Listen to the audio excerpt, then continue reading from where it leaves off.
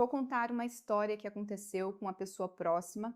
Ela estava num bar qualquer, num sábado à noite, sem pretensão nenhuma.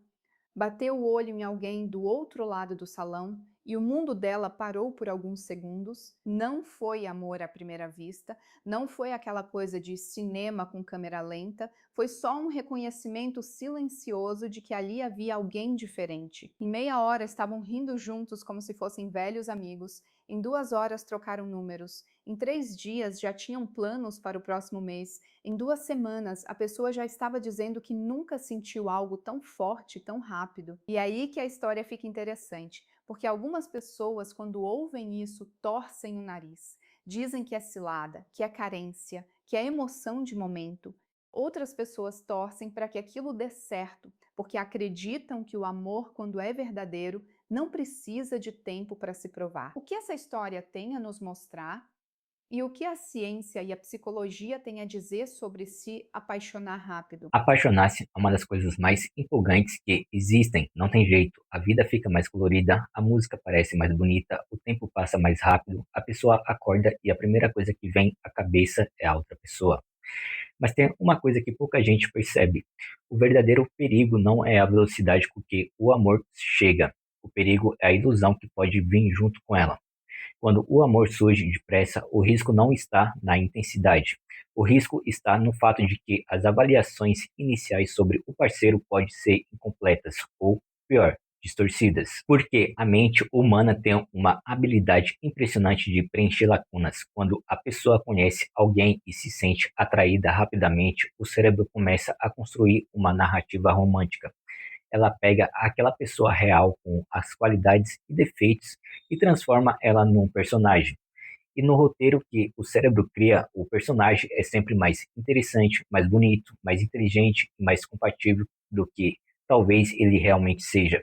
Não é mentira, é ilusão. Para entender melhor como isso funciona, a psicologia fala em dois pilares que sustentam o amor romântico. O primeiro é a atratividade, que muitas vezes inclui o desejo sexual. É o que faz uma pessoa virar a cabeça quando a outra entra numa sala. É o frio na barriga, aquele nervosismo, o sorriso bobo. A atratividade é o motor de ignição do amor. O segundo é o merecimento de apreço, é algo mais profundo, envolve a percepção do caráter, dos valores, das conquistas e das qualidades reais daquela pessoa. É quando alguém olha para o parceiro e sente admiração, respeito e orgulho. É a base da amizade verdadeira dentro do relacionamento. Um amor completo, duradouro, costuma precisar dos dois. A pessoa quer sentir a centelha, a faísca do início, mas também quer ter a certeza de que está ao lado de alguém por quem sente admiração genuína. E aqui está o ponto crucial: a atratividade pode surgir em segundos. O merecimento de apreço exige tempo. Não tem jeito, qualidade como honestidade, integridade, generosidade, sabedoria, e essas coisas não se revelam no primeiro encontro. Elas aparecem aos poucos, em situações cotidianas, em momentos de estresse, em decisões difíceis. É por isso que a atratividade domina o início de um romance. Ela é mais rápida, mais intensa, mais imediata. Mas com o tempo, é o merecimento de apreço que vai determinar se aquele amor tem pernas para caminhar. O problema é que os seres humanos são péssimos em separar essas duas coisas. A mente tem um atalho, um viés que faz com que uma qualidade forte ofusque todas as outras. Isso tem um nome na psicologia, efeito Vallon. O primeiro tipo é o Vallon da atratividade. Acontece o seguinte: quando uma pessoa é muito bonita, o cérebro tende a superestimar outras qualidades dela. Alguém bonito é visto automaticamente como mais inteligente, mais simpática, mais confiável e mais competente, mesmo que não haja nenhuma evidência para isso. A beleza cria um valo que ilumina tudo ao redor e a pessoa acaba sendo avaliada como boa em tudo só por ser bonita. E existe o valo inverso, o da personalidade, quando uma pessoa tem traços muito valorizados como gentileza, senso de humor, inteligência ou status social. Esses traços realçam a atratividade percebida. Uma pessoa rica, poderosa ou famosa, por exemplo, muitas vezes parece mais sexualmente desejável, mesmo que não seja objetivamente mais bonita. O que isso significa na prática? Que no início de um relacionamento, uma única qualidade, seja a beleza, seja o status, seja o carisma, pode ser tão forte que a pessoa deixa de perceber os sinais de alerta.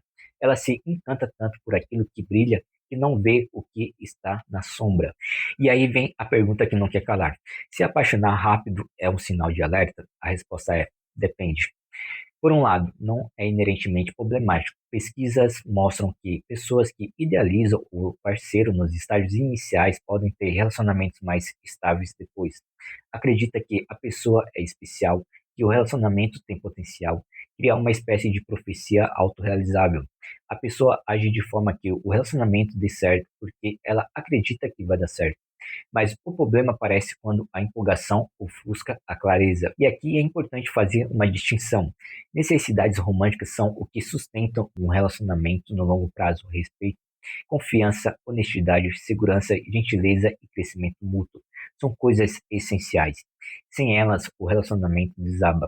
Desejos românticos são o que tornam o relacionamento empolgante. Interesses em comum, diversão, prazer e compatibilidade social. Eles são importantes, mas não seguram um relacionamento sozinhos. O perigo está em confundir desejo com necessidade.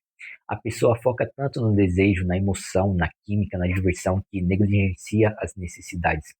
Ela não pergunta se o outro é confiável, se é honesto, se a respeita, se os valores são compatíveis. A emoção cega a avaliação. E tem um outro lado dessa história que pouca gente comenta. Pessoas que se apaixonam rápido e intensamente geralmente são pessoas abertas, sensíveis e que valorizam a conexão. Isso não é um defeito, mas essa abertura emocional traz um risco, como essas pessoas conseguem desenvolver sentimentos fortes por novas pessoas com relativa facilidade, elas podem ficar mais vulneráveis a situações complicadas. E aí entra uma reflexão importante: não se trata de julgar quem ama rápido, trata-se de entender que a velocidade do amor não é um problema em si. O problema é quando a velocidade impede a pessoa de ver o que precisa ser visto antes de se entregar completamente. Então, o que fazer? Parar de se apaixonar, esperar meses antes de sentir algo? Claro que não. A vida não é assim. O amor não se controla dessa forma. Mas algumas atitudes simples podem fazer toda a diferença. Primeiro, curtir a empolgação sem tomar decisões irreversíveis no calor da emoção, mudar de cidade, morar junto, dividir contas, assumir compromissos financeiros. Essas coisas podem esperar. Se o amor é verdadeiro, esperar alguns meses não vai matá-lo. Segundo, presta atenção em como a pessoa age nos momentos difíceis. É fácil gostar de alguém quando tudo está bem. A verdadeira natureza se revela quando há estresse, cansaço, frustração ou desentendimento. É aí que a pessoa mostra quem ela realmente é. Terceiro, pergunta a si mesmo com honestidade. Além da atração, a admiração, essa pessoa desperta respeito, orgulho e vontade de crescer ao lado dela? Ou é apenas a química falando mais alto? Essas três perguntas, feitas com calma, podem salvar a pessoa de muita dor de cabeça lá na frente. Analisar demais o início de um romance pode tirar a graça da coisa. A pessoa fica tão preocupada em não errar que esquece de sentir.